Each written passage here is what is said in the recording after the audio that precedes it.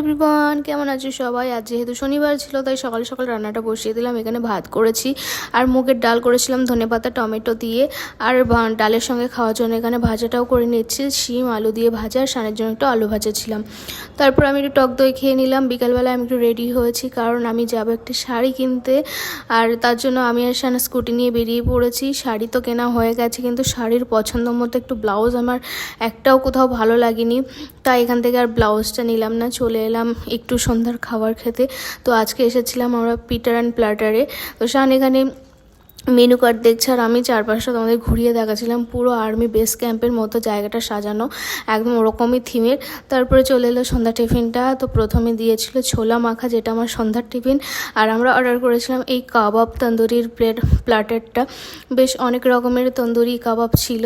তার খেয়ে আমরা চলে এলাম বাড়িতে। আর এই শাড়িটা আমি কিনেছি। কেমন লাগলো শাড়িটা? ভালো লাগলে একটা লাইক দিও। Thanks for watching, by.